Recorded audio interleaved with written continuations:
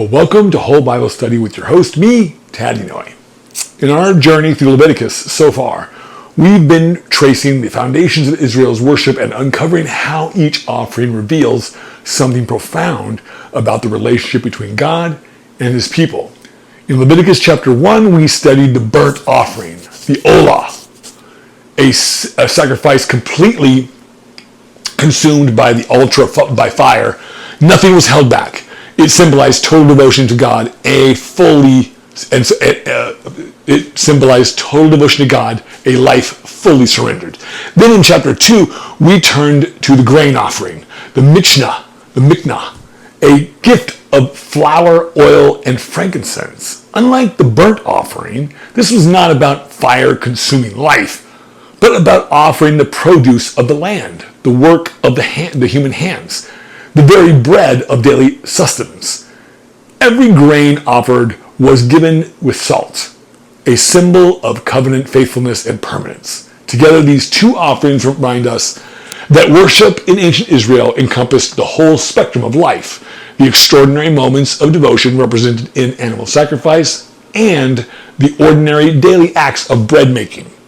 Worship was not only about atonement or ritual precision, it was about drawing near to God and sanctifying every aspect of existence. Now in Leviticus chapter 3, we encounter something distinct and deeply beautiful, the peace offering, the zevach shelamim. I'm probably murdering that. This offering was unlike the olah, but because it was not entirely consumed by the altar. Instead, it was shared. One portion was burnt for God, another was given to the priests, and the rest was eaten by the worshiper and their family. It was, in essence, a sacred meal eaten in God's presence. This chapter is not simply about ritual procedure. It teaches us about fellowship, gratitude, and communion, not only between humans and God, but also among humans themselves. It paints a picture of worship that is joyful, relational, and holistic. So now before we dive into the commentary, let's pause for the live reading of Leviticus chapter 3.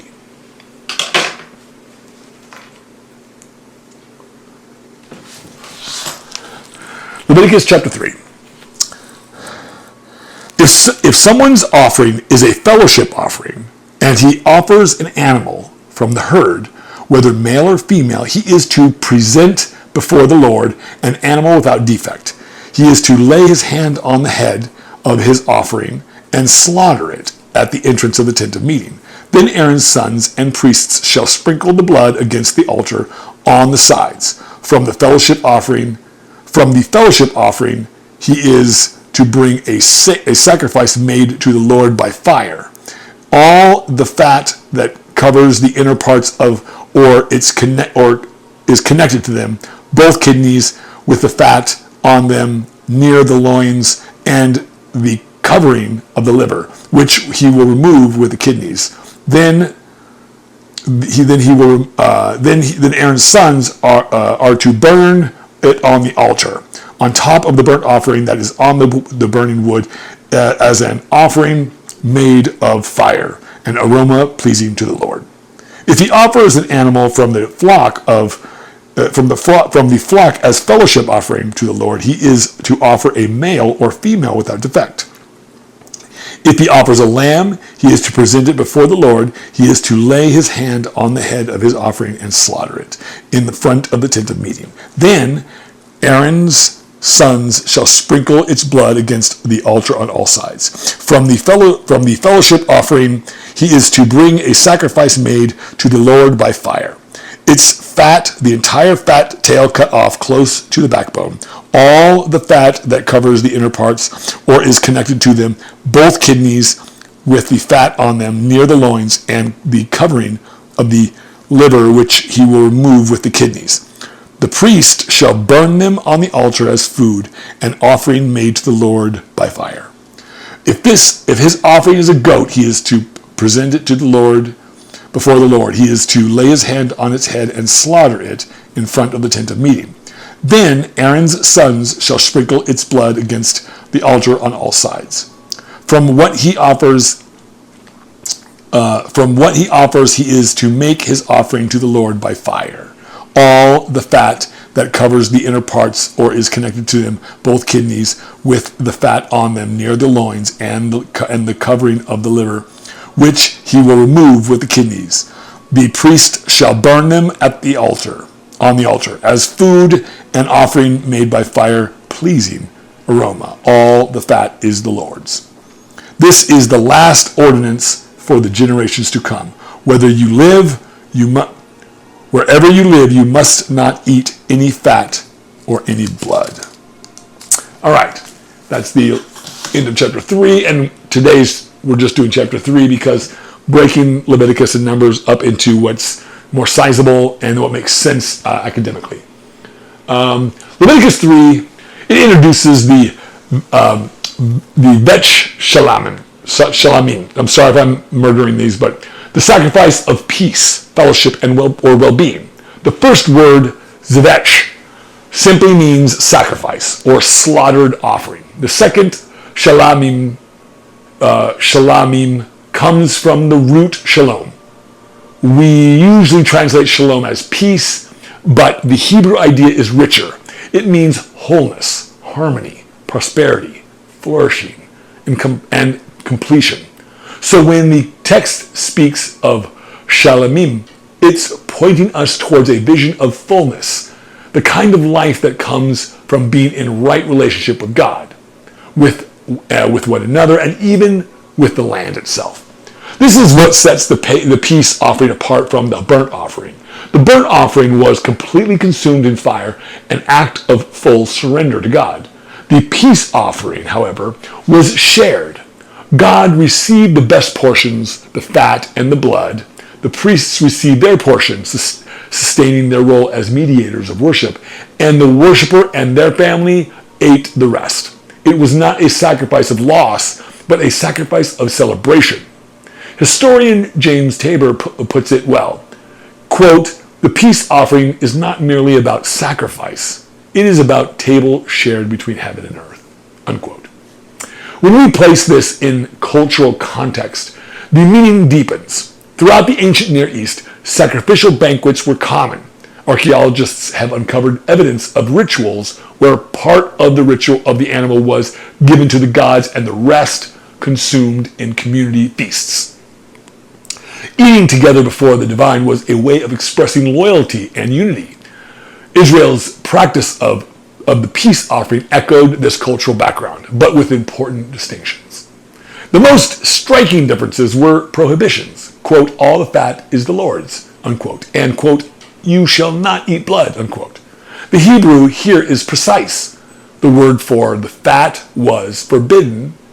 The word for fat that is forbidden is chelev, or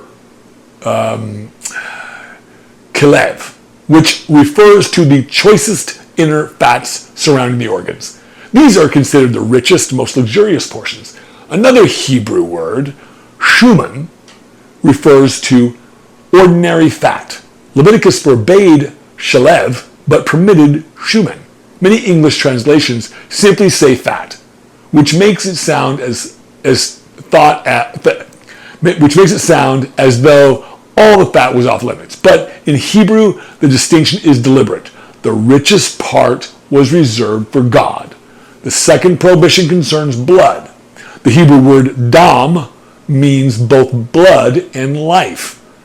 Later in Leviticus 17, the text explains, quote, "For the life of the flesh is in the blood," unquote. Blood was not merely a bodily fluid. It was the essence of life. And since life belongs to God, the blood of the sacrifice had to be returned to him on the altar. When the Hebrew Bible was translated to Greek, into the Greek Septuagint, the word dam became hema, which carried the same connection between blood and life. The translation profoundly shaped Christian theology. When the New Testament speaks of the, quote, blood of Christ, it's drawing from its Jewish understanding. Blood equals life given by God and life returned to God. The inclusivity of the peace offering is also significant. The animal could be either a male or female. Zakar or nekeva. Many other sacrifices required a male, but here either was acceptable. The small allowance broadened access, signaling that the peace offering was about fellowship, not hierarchy. The rabbinic tradition deepens our understanding even more. The Mishnah, compiled around 200 CE, devotes careful attention to the peace offering in the tractate zevach. The rabbis spelled out which parts of the animal were burned, which went to the priests, and how the meal was to be eaten. Critically, the meal had to be consumed in ritual purity and within a fixed time frame. That detail tells us this was not just a casual meal. It was a sanctified act of communion where the holiness of God's presence touched everyday life. Later rabbinic discussions in the Talmud expand on this point, teaching that even guests at the table shared in the offerer's holiness. Fellowship extended outward into the community.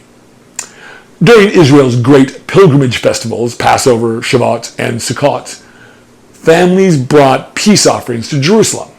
The temple courts would have been filled with the sound of worship, the smell of roasted meat in the air, and priests receiving their portion, families gathering for their sacred meals.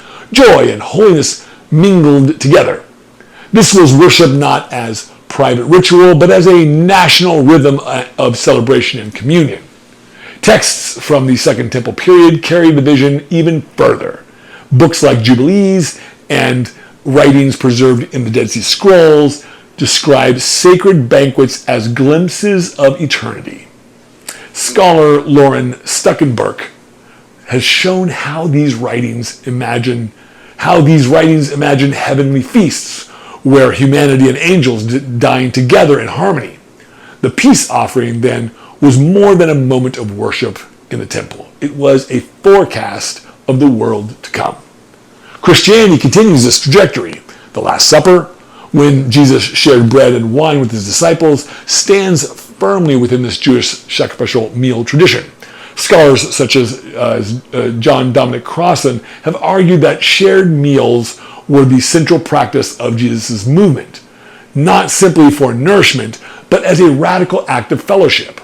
Elaine Pagels notes that the Christian Eucharist, or communion, grew not only out of Passover imagery, but also from this long Jewish tradition of meals of thanksgiving and peace offerings. In this way, Leviticus 3 echoes across centuries into both Jewish and Christian practice. When we step back, we see that Leviticus 3 is not just a manual of ritual procedure. It is a theology of the table. The peace offering dramatizes the truth that God is not only a consuming fire, but also a host of fellowship. Leviticus chapter 3 reminds us that worship is not just about sacrifice in the sense of giving something up. It is also about joy, gratitude, and wholeness, about sharing life with God and with others. Holiness is not abstract or distant. It is found in the ordinary acts of eating, sharing, and remembering that all of life truly belongs to God. Meals remain some of the deepest expressions of fellowship. Around the tables, we celebrate milestones, tell stories, reconcile, and strengthen bonds. Leviticus 3 reminds us that God is present in those moments too. When we eat with gratitude, when we share generosity, when we honor the sacredness of life, we are continuing the heart of the peace offering. Well, thank you for joining me in this study. May your table be filled with gratitude, with peace, and with blessing. If this teaching spoke to you, consider leaving a note or comment or share it with a friend. And we'll continue our journey into the next chapter tomorrow.